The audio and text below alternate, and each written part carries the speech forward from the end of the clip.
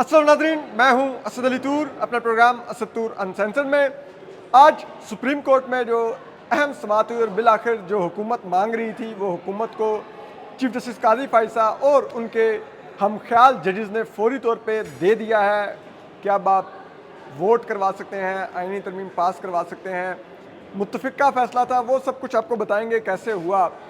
इसके अलावा आपको आज जो सबसे अहम बात है वो ये है कि जो बैरिस्टर अली ज़फ़र हैं, जो इमरान खान साहब के इस केस में वकील थे, उन्होंने बहुत तरीके से चीफ जस्टिस काजी फायसा को बताया कि हमारी जो जासूसी हो रही है वो आपको तमाम की तमाम बताई जा रही है और आप उससे मेंटली प्रिपेयर होकर आके केस सुनते हैं कि हमने क्या करना है, ताकि जो स्ट्रेटजी हमारी जो जासूसी करके चुराई जाती है आप उसको यहाँ पर बैठ के काउंटर कर सकें। ये बड़ा ही एक अहम इंकशाफ था जो अली ज़फ़र साहब ने किया, लेकिन बड़े तरीके से किया, वो भी आपको बताएंगे।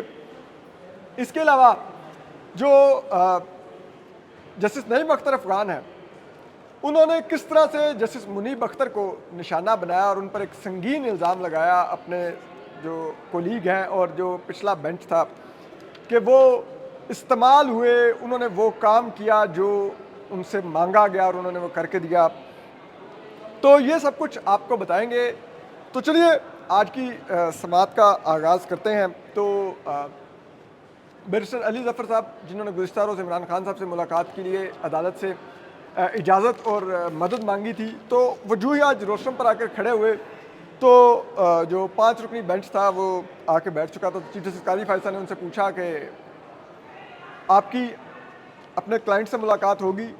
तो अली ज़फ़र साहब ने कहा कि मुलाकात तो हुई है, लेकिन वो मुलाकात क्लाइंट और वकील की मुलाकात नहीं कहला सकती, क्योंकि उसमें कोई प्राइवेसी नहीं थी, कोई हम आपस में कॉन्फिडेंशियल गुफ्तगू नहीं कर सकते थे, क्योंकि पुलिस वाले उसमें खड़े हुए थे। तो चीफ जस्टिस काजी फायसा ने कहा कि बहरहाल मुलाकात तो होगी, आप अब बताइए कि क्या आप चाह रहे हैं, आप कंटिन्यू करना चाह रहे हैं, हटना चाह रहे हैं? तो उन्होंने कहा कि नहीं, मैं कुछ बातें कहना चाहता हूँ, मैं 7 मिनट में हट जाऊंगा रोस्टम से। तो चीफ जस्टिस काजी फायसा ने कहा कि बहुत अच्छी बात है। उन्होंने मुस्कुरा कहा कि आपने अपना टाइम भी तय कर लिया कि आप 7 मिनट में रोस्टम छोड़ देंगे। उस पर उन्होंने कहा कि अली ज़फ़र साहब ने कहा कि मैं एक दरख्वास्त नहीं लेके आया हूँ कि मेरे क्लाइंट इमरान खान साहब का कहना है कि वो वीडियो लिंक पर अदालत से मुखातिब होना चाहते हैं। तो चीफ जस्टिस काजी फायसा ने कहा कि ये बहुत ही गैर मुनासिब दरख्वास्त है और हम इसकी इजाज़त नहीं देंगे। तो ये गैर मुनासिब दरख्वास्त है। तो जो बैरिस्टर अली ज़फ़र थे, उन्होंने कहा कि इसका मतलब है आप इसकी इजाज़त नहीं देंगे। तो चीफ जस्टिस ने कहा कि देखिए, अदालत का एक तरीक़ाकार होता है, ठीक है, आपने पहले आके कहा आपके पास वकालतनामा नहीं, हमने कहा फिर भी केस कॉन्टेस्ट कर लें। आपने कहा क्लाइंट से मिलने थे, हमने वो भी आपको अलाउ कर दिया। अब आप एक तीसरी लेके आ रहे हैं, तो यूँ नहीं होगा। ये नहीं हो सकता कि पहले लोग वकील करते थे, अब वकील कह रहे हैं कि मैंने क्लाइंट करना और क्लाइंट आके दलाइल देगा। तो इस पर बैरिस्टर अली ज़फ़र ने बात आगे बढ़ाने की कोशिश की। उन्होंने कहा अच्छा चले, मैं फिर ये भी कह दूं कि ये जो केस है ये आईनी पैकेज से जुड़ा हुआ है। तो इस पर चीफ जस्टिस ने कहा कि नहीं, आप केस पर बात करें, आप चीज़ों पर मत जाइए। तो अली ज़फ़र साहब ने उस वक्त एक शॉट मारी जो बड़ी सिग्निफिकेंट थी। उन्होंने कहा मोअज़्ज़िज़ चीफ जस्टिस, ऐसा लगता है कि आपको पता है मैंने क्या बात करनी होती है और आप मुझे बोलने नहीं दे रहे, इसीलिए। यानी कि in other words Ali Zafar साहब, ये मुझे कम से कम लगा कि ये तासुर दे रहे हैं या ये इम्प्लाई कर रहे हैं, ये इल्ज़ाम लगा रहे हैं कि जो पुलिस वाला सो कॉल्ड मेरी और इमरान खान साहब की मुलाकात में खड़ा हुआ था, वहाँ पे इमरान खान साहब ने मुझे जो एडवाइस किया कि आपने बेंच के सामने ये जाके कहना है, वो फिर वो पुलिस वाला था या किसी खुफिया एजेंसी का एहलकार था, पुलिस वाला बन के खड़ा हुआ था, उसने सब कुछ रिकॉर्ड किया और उसने आके अपनी एजेंसी को दिया होगा कि ये इमरान खान और अली ज़फ़र में तय हुआ है कि ये कल कोर्ट में जाके करना है, और फिर उन्होंने चीफ जस्टिस काजी फायसा को बता दिया होगा मुबैना तौर पे कि अली ज़फ़र ये आके करेगा।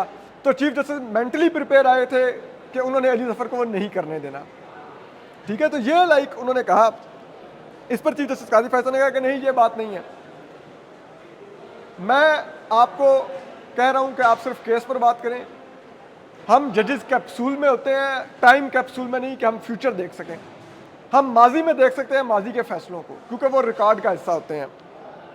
तो इस पर अली जफर साहब ने कहा कि हाल भी रिकॉर्ड हो रहा है, जो आजकल हो रहा है, जो हाल ही में हो रहा है वो भी रिकॉर्ड हो रहा है, तो उसको भी वो भी मैटर करता है। आप देखें, और हाल ही में ये हो रहा है कि एक आईनी अदालत बनाने की बात हो रही है, एक आईनी पैकेज लाने की बात हो रही है।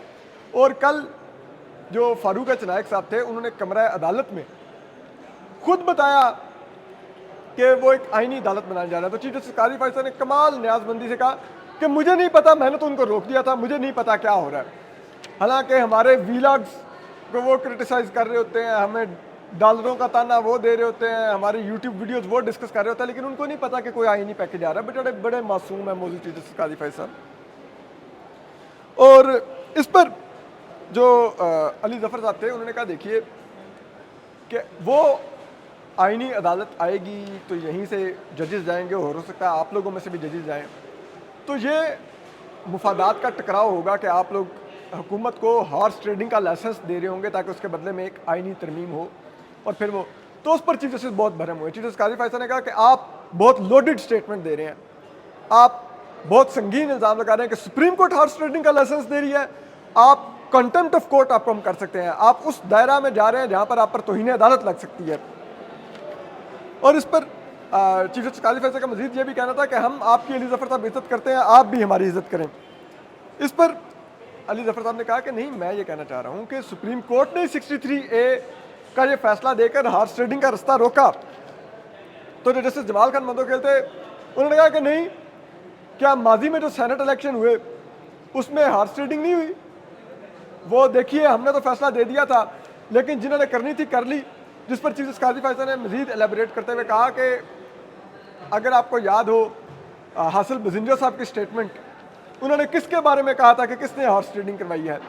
67 वोट्स थे अपोजिशन के, लेकिन वो 67 वोट्स मेजॉरिटी ना बन सके और कोई और चेयरमैन सेनेट मुंतखब हुआ, वोट मुस्तरद हो गए, कैमरे बरामद हुए। क्या आप लोगों ने इंक्वायरी करके उन लोगों को जानने की कोशिश की कि आप अपने आने वाली नस्लों को, अपने बच्चों को बता सकते हैं कि किसने ये सब कुछ किया था? तो इस पर जो चीफ जस्टिस काजी फैसल ने कहा कि ये इलेक्शन को मैनिपुलेट करने के लिए लाजमी नहीं है कि 63A की हमारी रूलिंग रहे तो वो नहीं होंगे मैनिपुलेट। इसके बाद जस्टिस जमाल खान मंदोखेल कहते हैं कि हमारा फैसला होने के बावजूद हॉर्स ट्रेडिंग तो हो ही गई थी ना, तो फिर अब क्या फ़ायदा इसका? इस पर जो बात आगे बढ़ी, फिर चीफ जस्टिस काजी फैसल साहब ने यह भी पूछा कि आप ये बताइए कि ये जो 63A वाला फैसला था, ये फैसला थी या सदर को दी गई राय थी? ठीक है। और जमाल खान मंदोखेल ने पूछा कि सदर के पास 2 राय गई थी, एक अकलीती राय थी, एक अक्सरीती राय थी, तो बाइंडिंग तो कोई भी नहीं थी, सदर कोई भी मुंतखब कर सकते थे। इस मौके पर जस्टिस नईम अख्तर अफगान ने बात आगे बढ़ाई और उन्होंने बहुत अहम रिमार्क्स दिए, जो कि मेरी नज़र में इनडायरेक्टली उन्होंने जस्टिस मुनीब अख्तर पर इल्ज़ाम लगाया कि वो PTI के प्यादा और मोहरा साबित हुए थे कमरा सुप्रीम कोर्ट के अंदर। उन्होंने कहा कि देखिए अली जफर साहब, हमें ये देखना होगा कि ये रूलिंग कब आई। आप जो सदर, क्या उसका इतना इक्विपमेंट नहीं था? क्या उस वक्त के पार्लियामेंटेरियंस का इतना इक्विपमेंट नहीं था कि वो 2.5-3 साल हुकूमत में रहे और उन्होंने 63A के लिए कानून साजी नहीं की? लेकिन जैसे ही इमरान खान साहब के खिलाफ वोट ऑफ नो कॉन्फिडेंस आता है, तो 18 तारीख को, जो उस वक्त के वज़ीर-ए-आज़म थे, तो 18 तारीख को सुप्रीम कोर्ट बार एक पिटीशन लेकर पहुंच जाती है। अटॉर्नी जनरल कमरा अदालत में आके कहते हैं कि सदर की तरफ से रेफरेंस आने वाला है, और फिर सदर एक रेफरेंस भेज देते हैं कि हमें बताइए कि 63A के तहत ये वोट काउंट हो सकता है कि नहीं। और फिर वो कहते हैं कि फिर ये रूलिंग आई, और ये इसलिए आई कि जो काम, अब वो संगीन इल्ज़ाम लगा रहे हैं उन्होंने, कि जो काम आप लोग पार्लियामान में नहीं कर सकते थे कानून साजी का, आप लोगों ने सुप्रीम कोर्ट को इस्तेमाल करने का फैसला किया, और फिर सुप्रीम कोर्ट ने आपको वो करके दिया जो आप पार्लियामान में नहीं कर सक रहे थे। और वो कहते हैं फिर इसकी इस्तेमाल हुआ इस रूलिंग का इमरान खान साहब के अदम एतमाद के वोट में भी, परवेज़ इलाही के वज़ीर आला के इंतखाब में भी, हमजा शहबाज को वज़ीर आला से हटाने में भी, हर जगह पे उस रूलिंग का इस्तेमाल हुआ। अब जब मैं सुन रहा था तो मैं सोच रहा था कि ठीक है, उस वक्त अगर सुप्रीम कोर्ट इस्तेमाल हुई PTI को फ़ायदा देने के लिए, कि पीटीआई का प्राइम मिनिस्टर ना हटाया जा सके या पीटीआई का चीफ मिनिस्टर पंजाब में बन सके, तो आज भी तो सुप्रीम कोर्ट इस्तेमाल ही हो रही है सेम प्रिंसिपल पर कि पार्लियामेंट को, इन रूलिंग जमातों को एक आईनी तरमीम लाकर सुप्रीम कोर्ट को तबाह बर्बाद करना है, जस्टिस मंसूर अली शाह को चीफ जस्टिस बनने से रोकना है, चीफ जस्टिस काजी फायज ईसा को आईनी वफाकी आईनी अदालत का चीफ जस्टिस लगाना है, उनका टेन्योर बढ़ाना है, अपने मर्जी के हैंड पिक जजेस वफाकी आईनी अदालत में लेके जाने हैं, सुप्रीम कोर्ट को उसका सब ऑर्डिनेट बनाना है। तो इस साजिश के लिए अब जो उन्होंने वोटिंग करवानी है आईनी तरमीम के लिए, उसके लिए उनके पास वोट नहीं है, तो अब सुप्रीम कोर्ट उनको वो वोट पूरे करके देने के लिए ये केस लेके बैठी हुई है। तो फिर जिसे कहते हैं ना, ये असूल तो फिर दोनों तरफ लागू होगा। अगर उस वक्त का बेंच इस्तेमाल हुआ तो आज का बेंच भी तो इस्तेमाल होने के लिए बैठा हुआ है। आज का बेंच भी तो इस तमाम मुबैना साजिश में हिस्सा डालने के लिए बैठा हुआ है, जिसको बकौल अली जफर साहब के कि ये बेंच अपने फैसला से हुक्मरान जमातों को हॉर्स ट्रेडिंग का लाइसेंस देगा। लेकिन बहरहाल क्या था, जस्टिस नईम अख्तर अफगान ने बड़ी स्मार्टली इल्ज़ाम लगा दिया, जो जस्टिस मुनीब अख्तर थे, और जस्टिस मुनीब अख्तर इस बेंच का हिस्सा भी नहीं है कि वो अपना दिफा करते, ठीक है, और उन्होंने बेंच से खुद को रिक्यूज़ भी नहीं किया था, लेकिन उनको निकाल दिया गया, बेंच रिकॉन्स्टिट्यूट कर दिया गया। तो ये सब कुछ हुआ। इसके बाद जो जस्टिस जमाल खान मदो कहते हैं, एक मौके पर उन्होंने ये भी ताना दिया अली जफर साहब को। उन्होंने कहा देखिए, आप लोग 500 वकील बाहर ला के कहते हैं कि हम देखते हैं कैसे फैसला देंगे, तो आप ऐसे फैसले लेंगे हमसे? तो चीफ जस्टिस साहब ने कहा कि आप लोग देखिए कि सोशल मीडिया पर क्या कुछ चल रहा है, और जस्टिस नईम अख्तर अफगान ने भी कहा कि देखिए सोशल मीडिया पर जो कुछ चलता है, जो कुछ हमारे बारे में कहा जाता है, तो क्या उसका लोग असर नहीं लेते होंगे? और चीफ जस्टिस काजी फैसल ने पास से कहा कि कुछ लोगों को लगता है जो सोशल मीडिया पे बात करते हैं कि वो वकला से ज़्यादा जानते हैं, तो फिर इधर आके दलाइल दे लें। यानी कि आज भी उनको दर्द बहुत था सोशल मीडिया का।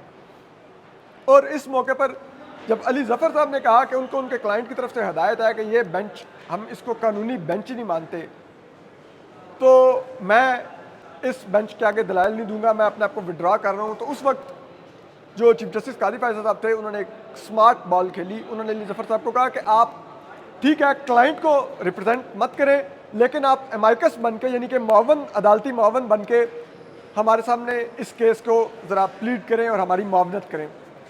तो अली जफ़र साहब दोबारा खड़े हो गए और फिर अली जफ़र साहब ने वो दलाइल दिए, उन्होंने फैसले को जस्टिफाई करने की कोशिश की, जिस पर चीफ जस्टिस काजी फैसल साहब ने मज़ीद भी बातें कहीं। उन्होंने कहा कि देखिए, पार्लिमान अपना काम करे, हम अपना काम करेंगे, हम पार्लिमान का काम नहीं कर सकते, पार्लिमान को सुप्रीम कोर्ट का काम नहीं करना। तो मुझे याद आया, मैंने कहा अभी तो वो ऑर्डिनेंस आया है जिसने आपकी पूरी की पूरी सुप्रीम कोर्ट की वर्किंग बदल दी है, केसेस की फिक्सेशन और सारी गेम बदल दी है, तो वो तो आप फ़ौरन करने लग गए हैं।